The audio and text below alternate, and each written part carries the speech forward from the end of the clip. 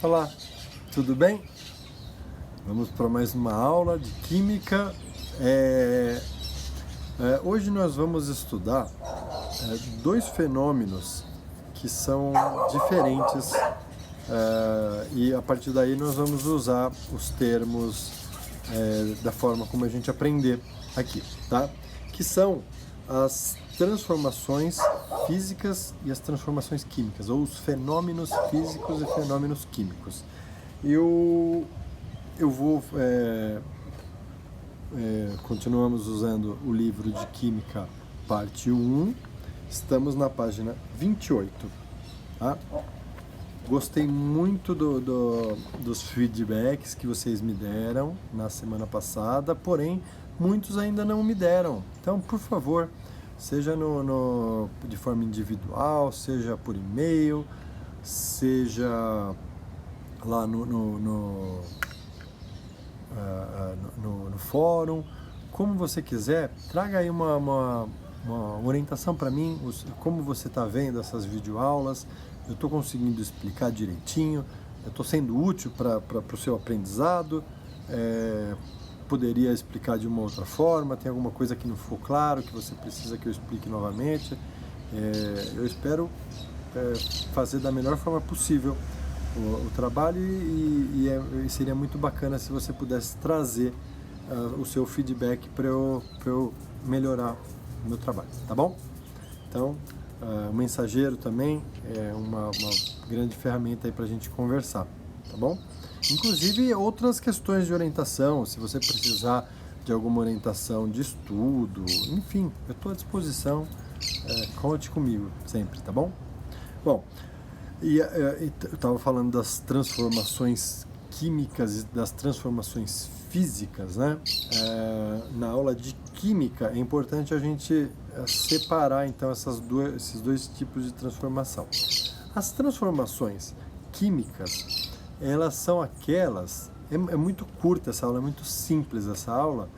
A gente só precisa nomear esses dois tipos de transformações.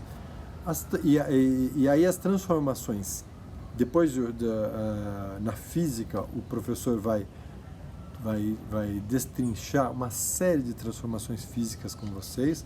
Eu ainda nas próximas aulas, eu vou trazer umas transformações físicas, o que acontece em função de algumas misturas, substâncias puras, e sobretudo a partir do ano que vem, a gente vai estudar profundamente características das transformações químicas. E isso é muito importante. Eu vou dar um exemplo, um exemplo que me vem à mente agora. Vamos imaginar que eu sou ou funcionário ou o proprietário de uma empresa que faz vidro, que faz plástico para pente, plástico para escova de dente, plástico para estrutura de iPads, enfim, plástico, vai. Como que se faz plástico? Faz a partir de uma transformação química, de uma reação química. E aí, você precisa misturar coisas, colocar essas coisas em contato numa certa temperatura, numa certa proximidade, numa certa superfície de contato. E se nós soubermos com profundidade como se dão essas transformações, nós conseguimos interferir no processo. E ao conseguirmos interferir no processo, a gente consegue melhorar, por exemplo, o rendimento, né? Ou seja, com a mesma quantidade de insumos, de matéria-prima, eu consigo trazer a mesma quantidade, uma quantidade maior do meu produto, do meu plástico. O plástico que vai ser usado para fazer escova de dente, o plástico que vai ser usado para fazer o suporte para o iPad, enfim. E o que significa isso? Com a mesma quantidade de matéria-prima, eu tenho mais produto, significa maior produtividade, menor custo. Significa que a minha empresa vai ser mais competitiva, ou que vai ter maior lucratividade. Então, são inúmeros os exemplos que a química e a física podem interferir na produtividade e na lucratividade de uma empresa, tá? Então, por isso é importante que a humanidade, não que você especificamente estude, porque não necessariamente você vai seguir essa função na sua vida profissional, né?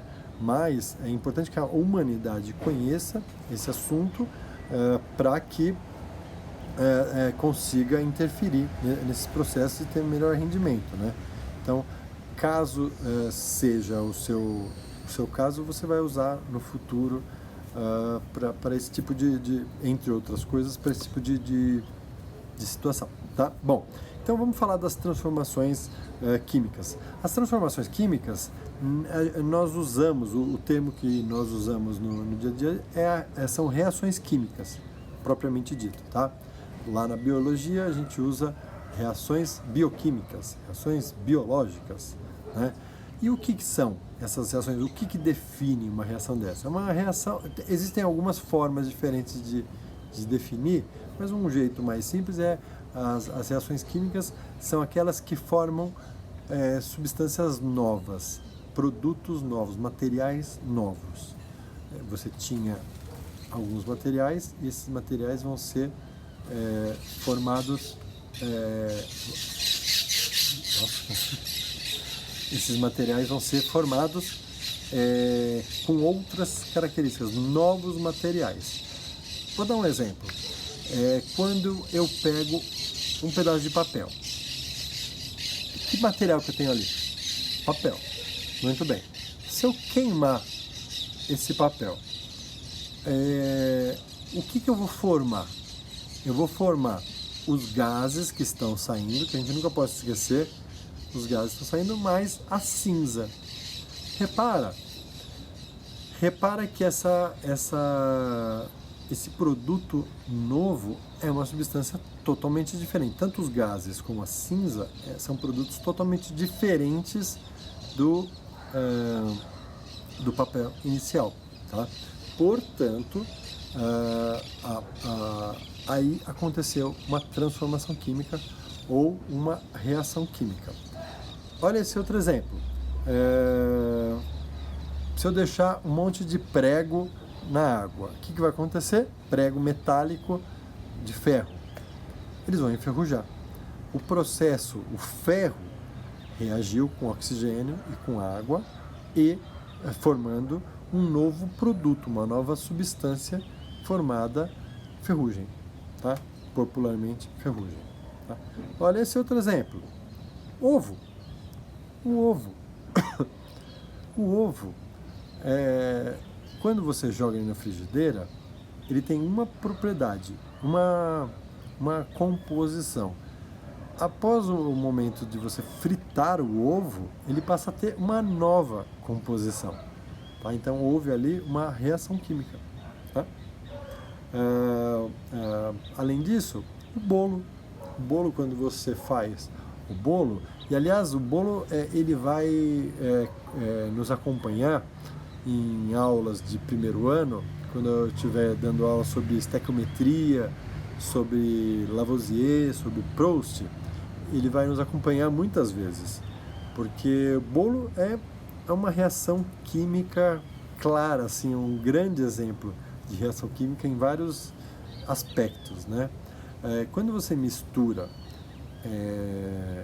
os ingredientes, esses ingredientes reagem ou entre si ou reagem na presença do calor, formando novas substâncias, e essas substâncias todas juntas dão aquele sabor e aquele aroma agradável que a gente come e é gostoso, tá?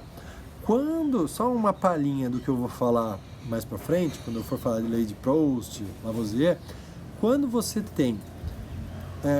erra na proporção, por exemplo, você coloca muito ovo, o bolo fica com gosto de ovo. Aí você fala, nossa, esse bolo tá com gosto de ovo. Ou você erra na quantidade de farinha. Esse gosto tá com gosto de farinha. Por quê? Você errou na proporção e essa proporção não reagiu. Então o que você está comendo é realmente ovo. Você não está comendo ovo que reagiu com alguma coisa formando uma nova substância chamada bolo. Você não está comendo bolo, está comendo ovo. Por isso que você fala, tá com gosto de ovo, tá com gosto de farinha. Porque bolo não é farinha, bolo não é ovo. Bolo é a mistura dessas substâncias que reagem formando uma nova substância com um sabor agradável que te atrai a comer. Quando esse bolo não está numa proporção adequada, algum ingrediente não reage quimicamente. Ele continua com a mesma estrutura, o mesmo gosto da farinha, o mesmo gosto do ovo. E aí você identifica aquela substância que não reagiu. Tá? Então, lembrando, como que eu defini mesmo transformação química? É uma transformação onde existe modificação da matéria. Olha que interessante, quando você sente o gosto da farinha no bolo, não houve transformação química. Por isso que você está sentindo o gosto da farinha, porque senão você estaria sentindo o gosto daquilo que se transformou a farinha, numa transformação química. Tá? Esse outro exemplo é um exemplo que nos traz nos atrai muito, né? O fogo.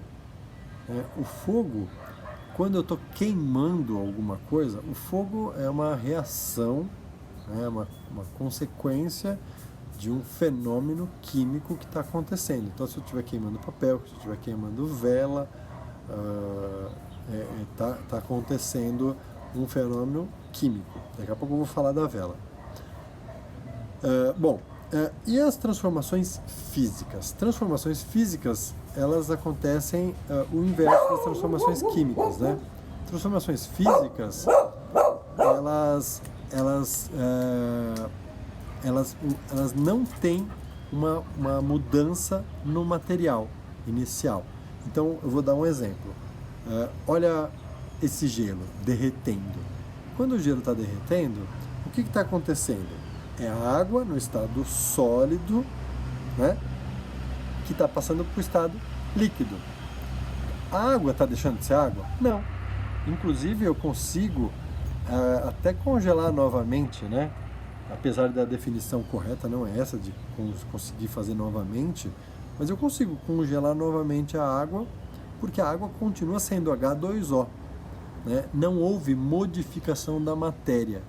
Na reação química existe modificação, transformação de uma matéria, de uma substância em outra.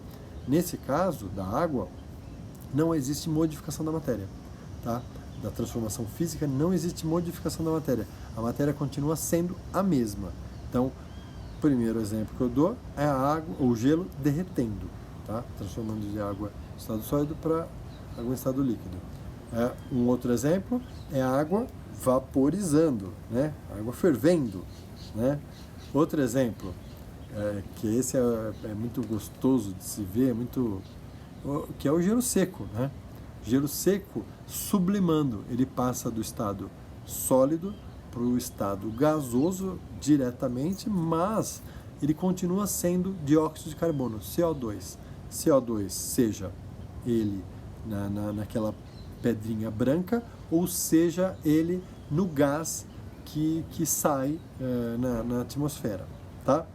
Só por curiosidade, essa coisinha branca que vocês veem em volta do gás carbônico, do gelo seco, que é a fumaça do gelo seco, não é gás carbônico, tá? Isso foi inclusive uma questão da FUVEST uma vez. É muito interessante, porque você fala assim, tá, gelo seco é gás carbônico, ótimo.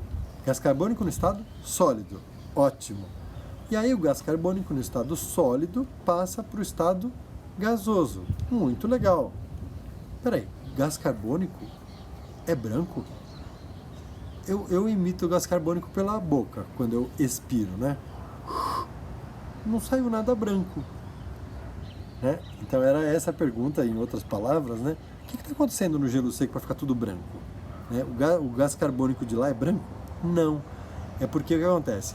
A temperatura do gás carbônico, do gelo seco, é muito baixa, menos 80, menos 90 graus Celsius. E aí, porque a temperatura de de fusão, se eu não me engano, é menos 78,4, uma coisa assim, se não me falha a memória.